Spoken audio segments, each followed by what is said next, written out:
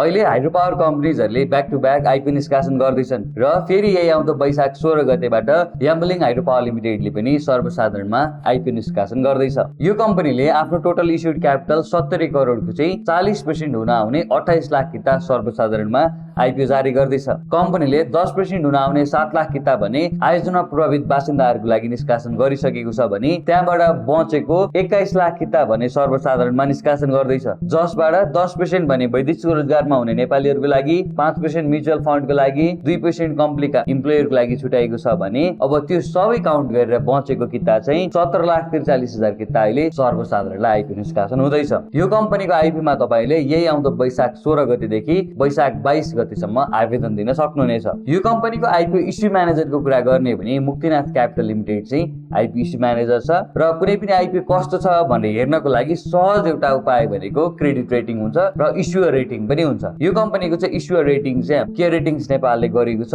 जसले चाहिँ यसलाई BB- को रेटिङ दिएको छ। यो रेटिङले मोडरेट रिस्क अफ डिफल्ट भनेर जनाउँछ, यानि कि मध्यम स्तरको रिस्क छ भनेको छ।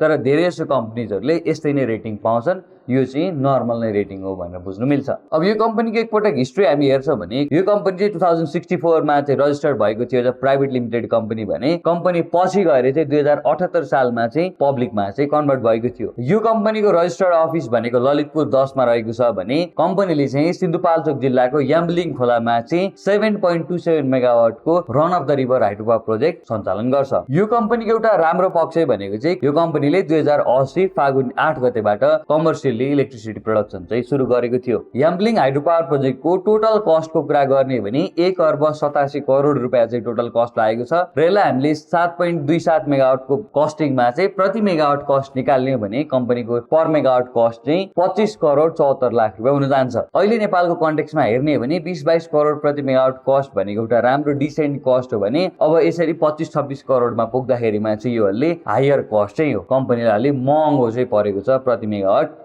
कस्ट चाहिँ। अब यस्तो महँगो किन भएको छ भनेर त्यो पनि रिजनहरू कम्पनीले चाहिँ खुलाएको छ। कम्पनीको प्रोस्पेक्टसहरू तपाईँले हेर्नुहुन्छ भने त्यहाँ राम्रोसँग मेन्सन गरिएको छ कि कम्पनीको चाहिँ अर्ली स्टेजमा चाहिँ नेचुरल डिजास्टर जस्तै बाढीहरू आएर चाहिँ कम्पनीको इन्फ्रास्ट्रक्चरमा राम्रो ड्यामेज गरेको थियो। ड्यामेज भएको मेनली इन्फ्रास्ट्रक्चरको कुरा गर्ने भने headworks, intake system, penstock pipe र पावर हाउसमा राम्रो ड्यामेज भएको कारणले गर्दा यी सबै कुराहरूको रिपेयर र रिकन्स्ट्रक्सन गर्दा कस्ट बढेको कारणले गर्दाखेरिमा कम्पनीको चाहिँ प्रति मेगावाट कस्टहरूले माथि आएको छ। यी सबै च्यालेन्जेसहरूका बावजुद पनि कम्पनीले चाहिँ आजको डेटमा हेर्दा एउटा स्मुथ इलेक्ट्रिसिटी जेनेरेसन चाहिँ गरिरहेको छ। अब हामीले यो कम्पनीको आइपिओ पश्चातको प्रमोटर र पब्लिक होल्डिङको बारेमा कुरा गरौँ है त। कम्पनीको आइपिओ पश्चातको सेयर होल्डिङ स्ट्रक्चर हेर्ने हो भने प्रमोटर्सहरूको चाहिँ 60% र पब्लिकको चाहिँ 40% हुनेछ। यही 40% मा पनि 10% लोकल्सहरू भने 30% चाहिँ जनरल पब्लिकको चाहिँ हुनेछ। अब हामी यो कम्पनीको फाइनेन्सियल्सहरूको बारेमा पनि कुरा गरौँ, कम्पनीको वित्तीय अवस्था कस्तो छ भनेर। सुरुवात गरौँ यो कम्पनीको पेड अफ क्यापिटल यानि कि चुक्ता पुँजीबाट। कम्पनी दर्ता हुने बेलामा 2064-65 मा चाहिँ कम्पनीको पेड अफ क्यापिटल भनेको 50 लाख रुपियाँ थियो। पछि 70-71 मा आइपुग्दा त्यो चाहिँ 7 करोड 64 लाख रुपियाँ भयो। 78-79 मा आइपुग्दाखेरिमा 25 करोड 38 लाख र 79-80 सम्म आइपुग्दाखेरिमा कम्पनीको पेड अफ क्यापिटल चाहिँ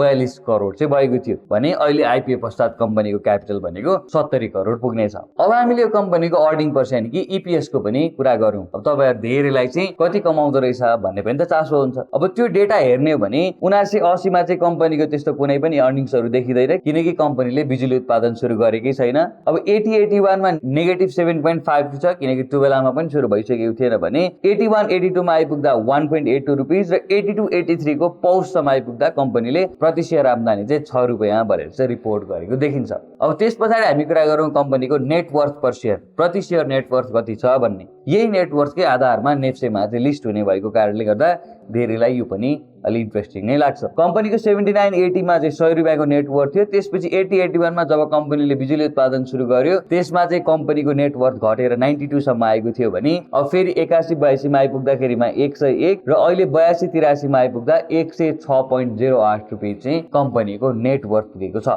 यसरी हेर्दा कम्पनीको नेटवर्थ 100 भन्दा माथि देखिन्छ, जस कारणले गर्दा कम्पनीको नेप्सेमा लिस्टिङ प्राइस चाहिँ 100 देखि 300 को हाराहारीमा चाहिँ हुन सक्छ। अब हामी कम्पनीको बोर्ड अफ डाइरेक्टर्स हेरौँ यानि कि कसले लिड गर्दै हुनुहुन्छ भन्ने कुरामा चाहिँ कम्पनीको बोर्ड अफ डाइरेक्टर्स हेर्ने भने कम्पनीको चाहिँ अध्यक्षको रूपमा इन्द्रमाया तामाङजी हुनुहुन्छ भने अरू सञ्चालकमा रोशन शाह, शशिराज श्रेष्ठ लगायत अन्य व्यक्तिहरू चाहिँ हुनुहुन्छ। यो कम्पनीको बोर्ड अफ डाइरेक्टर्समा चाहिँ मेनली हाइड्रो पावर सेक्टरमा त्यति धेरै अनुभवी व्यक्तिहरू भन्दा पनि अरू सेक्टरमा चाहिँ एक्सपिरियन्स भएर अहिले हाइड्रो पावरमा चाहिँ उहाँहरू लागि पर्नु भएको देखिन्छ। अब हामी यो भिडियोको अन्तिममा चाहिँ कम्पनीको युज अफ फन्ड्सको बारेमा पनि कुरा गरौँ। कम्पनीले आइपिओ मार्फत प्राप्त हुने पैसाले चाहिँ के गर्ने सोचेको छ भनेर याम्लिङ हाइड्रो पावर लिमिटेडले यो आइपिओ मार्फत 28 करोड रुपियाँ चाहिँ रेज गर्दैछ। अब यो 28 करोड रुपियाँले चाहिँ कम्पनीले एनएमबी ब्याङ्क लिमिटेडमा रहेको चाहिँ लोन तिर्ने भनेर भनेको छ। अहिले धेरै जसो हाइड्रो पावरहरू चाहिँ कुनै चाहिँ निकै राम्रो प्रोजेक्टहरूले चाहिँ सर्वसाधारणबाट पैसा उठाएर अलिअलि लोन तिर्ने र बचेको पैसाले चाहिँ अर्को प्रोजेक्टमा लगानी गर्ने भन्ने खालको प्रोजेक्टहरू पनि छन्। जस्तै केही समय पहिला रिज लाइन हाइड्रो पावर आएको थियो, त्यो चाहिँ अलि राम्रो थियो। अब यस्तो हाइड्रो पावर प्रोजेक्ट भनेको मोडरेट स्केलको हुन्छन्, जसले चाहिँ अब आइपिओबाट आएको पैसाले चाहिँ ऋण तिरेर अनि बल्ल अलिअलि स्टेबल अपरेसनमा जाने भन्ने हुन्छ भने कुनै फेरि अलिक खतमै हाइड्रो पावर पनि हुन्छन्। उनीहरूले चाहिँ आइपिओबाट आएको पैसाले बल्ल अलिअलि काम गर्छु, बत्ती त बलेकै छैन भन्छन्। जस्तै केही समय पहिला आएको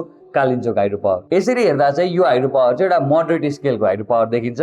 आउने टाइममा कम्पनी अलिक स्मुथ अपरेसन गरेर राम्रो रेभेन्यू जेनेरेट गर्न थाले पनि डेफिनेटली यो प्रफिटेबल भएर रिटर्न्सहरू पनि दिन सक्छ। यसरी हामीले यो हाइड्रो पावरको एउटा डिटेल एनालिसिस गर्यौँ। तपाईँलाई के लाग्छ यो हाइड्रो पावर चाहिँ नेप्सीमा लिस्ट भएपछि कुन प्राइस रेन्जतिर गएर बस्छ होला त? कमेन्ट गर्नु होला है त।